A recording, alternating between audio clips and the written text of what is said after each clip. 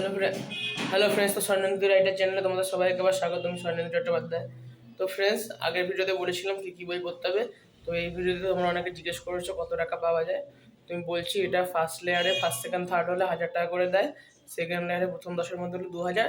আর top যে 100 জন third লেয়ারে crack করতে পারে, সেই টপ 100 জনকে দেওয়া হয় হচ্ছে মোট 29,000 টাকা।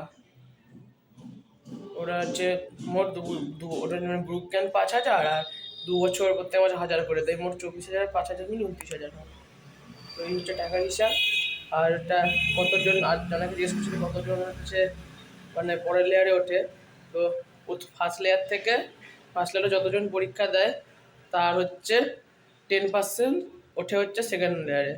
মানে ধরো তোমার মিউনিসিপ্যালিটি ওয়াইজ ওটা তোমার মিউনিসিপ্যালিটিতে ধরো 90 জন পরীক্ষা দিল, তাহলে 9 জন উঠবে সেকেন্ড লেয়ারে। আর হ্যাঁ, কোনো মিউনিসিপ্যালিটিতে যদি 30-এর কম থাকে, তো 30 জন হলে তো 10% অনুযায়ী 3 জনের ওঠা উচিত। তো ধর 30 জনের কম আছে, মানে 20 জন ধরো আছে তোমার মিউনিসিপ্যালিটিতে, তখন তো 2 জন ওঠা উচিত, কিন্তু 2 জন উঠবে না, 3 জনই উঠবে। মানে মিনিমাম 3 জন উঠবেই পরের লেয়ারে। আর সেকেন্ড লেয়ারে ওরকম মিনিমাম 10 জন উঠবেই। আর আমাদের এখানে যেমন ব্যারাকপুরকে দেখলাম উত্তর চব্বিশ পরগনা থেকে একদম আলাদা জেলা হিসেবে এখানে কনসিডার করা হয়েছে। ওরকম শিলিগুড়িকেও আলাদা জেলা হিসেবে কনসিডার করা হয়েছে, কারণ যেহেতু ওখানে অনেক স্টুডেন্ট পরীক্ষা দেয় ব্যারাকপুর শিলিগুড়ি ওই জায়গাগুলো দিয়ে। সেক্ষেত্রে নর্থ চব্বিশ পরগনার ব্যারাকপুর মিলে আসলে অনেকটা হয়ে যাচ্ছিল, তাই ব্যারাকপুরকে আলাদা জেলা করেছে, নর্থ চব্বিশ পরগনাকে আলাদা জেলা রেখেছে। এটা তোমরা যাতে সেকেন্ড ইয়ারের সময় রেজাল্ট থেকে সুবিধা হয় তাই বলে দিলাম। হ্যাঁ, আর এটা বলছি ভিএসের জন্য কোনো আলাদা করে বই কিনতে পাওয়া যায় না। আগের ভিডিওতে যে বই বলেছিলাম সেগুলোই তোমরা প্র্যাকটিস করবে। আর অনেকে ভিএসও নার্সারিং ক্যাম্পটা জিজ্ঞেস করছে, ওটা নিয়ে ভিডিও বানানো আছে। ওই all about Vidyasagar science olympiad nurturing camp বলে প্লেলিস্ট করা আছে, ওখানে তোমরা সব দেখে নিতে পারবে ভিডিওগুলো, ঠিক আছে? আর এই বিদ্যাসাগর সায়েন্স অলিম্পিয়াড সব রিলেটেড একদম প্রপার তথ্য, মানে সব একদম ডিটেলস যদি জানতে চাও পুরোপুরি, মানে কী হয় না হয়, তো একদম সেই ভিএস নিয়ে যত আমি ভিডিও বানিয়েছি, যত শর্টস বানিয়েছি, সব একসাথে একটা প্লে লিস্টে দেওয়া আছে। Vidyasagar all about Vidyasagar science olympiad বলে একটা প্লে লিস্ট বানানো আছে, ওখানে তোমরা সব ভিডিওগুলো দেখে নিতে পারবে। তো এই ভিডিওটা দেখতে থাকো। এটাতে হচ্ছে কিছু আমার মায়ের বানানো মডেল কোশ্চেন্স আছে, যেগুলো আমি প্র্যাকটিস করেছিলাম, আর যার জন্য আমি ভিএসওতে আমি ওয়েস্ট বেঙ্গল থার্ড হয়েছিলাম লাস্ট অব্দি। আর ফার্স্ট লেয়ারে ফার্স্ট হয়েছিলাম যে কোশ্চেনগুলো প্র্যাকটিস করে। তো তোমরা সেগুলো করতে থাকো।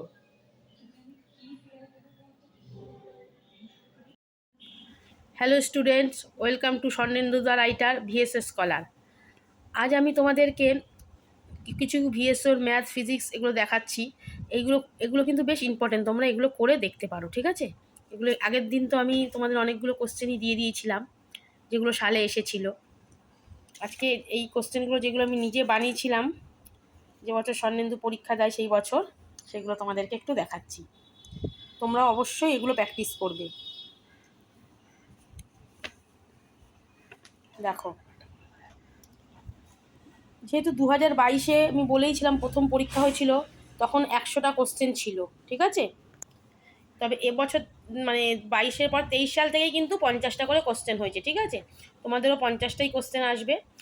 এখানে 100টা কোশ্চেন আছে, যেহেতু আমি সে বছর করেছিলাম এটা, ঠিক আছে? ভালো, তোমাদের দিক দিয়ে ভালোই হবে, অনেকগুলোই কোশ্চেন তোমরা সলভ করার ইয়ে পাবে।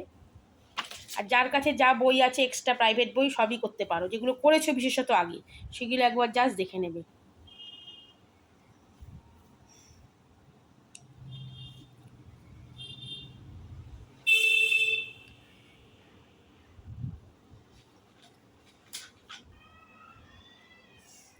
দেখো,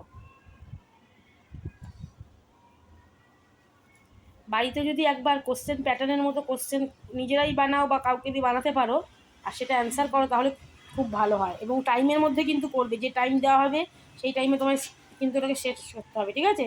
সেই বুঝে কিন্তু করবে। আর দেখো, শুধু কিন্তু এগুলো করলেই হবে না, তুমি তো জানো ওএমআর শিটটা ফিল আপ করতে হবে, তো অবশ্যই টাইমটা অ্যাডজাস্ট করে নিয়ে করবে। একবার যদি বাড়িতে এটা নিজেরা দাও, খুব ভালো হয়।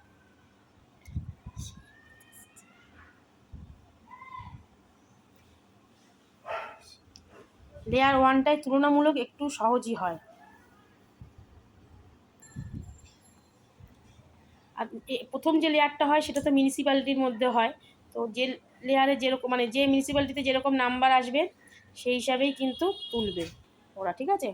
অনেক সময় হতে পারে যে কেউ একটু কম নাম্বারও পেয়ে গেল বা কেউ বেশিতে পেয়ে গেল, সেই মিউনিসিপ্যালিটিতে কত নাম্বার ওঠে তার উপর প্রথমটা কিন্তু ডিপেন্ড করবে।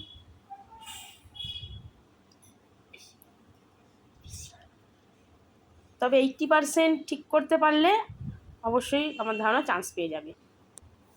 আর তোমরা all about Vidyasagar science olympiad প্লেলিস্টটা দেখতে পারো, ওখানে এই বিষয়ে সব বলা আছে, ঠিক আছে? এই ভিডিওগুলো একটু লক্ষ্য করবে তোমরা।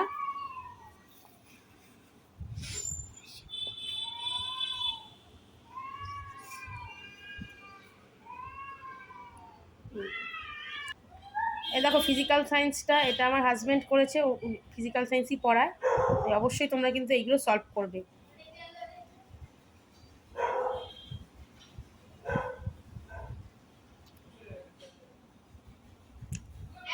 এখন গরমের ছুটি আছে, এই সময়টা ভালো করে এইটার জন্য একটু টাইম দিতে পারো।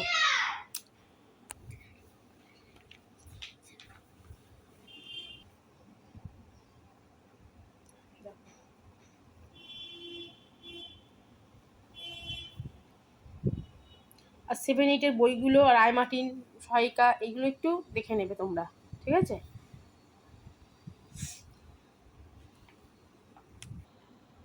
এখান থেকে লাইফ সায়েন্স শুরু হচ্ছে, এটা আমিই বানিয়েছি। আমি যেহেতু ম্যাথ আর লাইফ সায়েন্সটাই পড়াই, তাই এই সাবজেক্ট দুটোই আমি বানিয়েছি। আর ফিজিক্যাল সায়েন্সটা আমার হাজব্যান্ড বানিয়েছে, যেহেতু ও ফিজিক্যাল সায়েন্স পড়ায়। ভালো করে কিন্তু এইগুলো পড়বে প্রত্যেকটাই।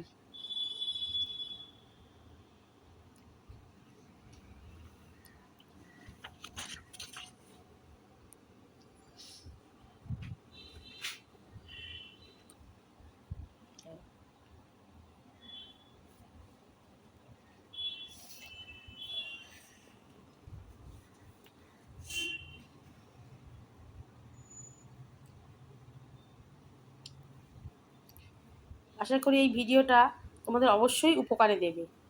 খুব ভালো করে পরীক্ষা দিও, মন দিয়ে করো। All the best to all of you. আমার চ্যানেলটি যদি তোমাদের ভালো লেগে থাকে তবে অবশ্যই লাইক করো, কমেন্ট করো এবং সাবস্ক্রাইব করো এবং বন্ধুদের সাথে শেয়ার করো। Thank you. তোমরা এই চ্যানেলটাও সাবস্ক্রাইব করে নিতে পারো। এখানে মূলত 11-12-এরও আছে, তবে আমি ক্লাস 10-এরও নোট দিয়েছি এবং 9-এরও কিছু কিছু এরপরে দেবো, ঠিক আছে? আশা করি এটাও তোমাদের উপকারে আসবে। Thank you.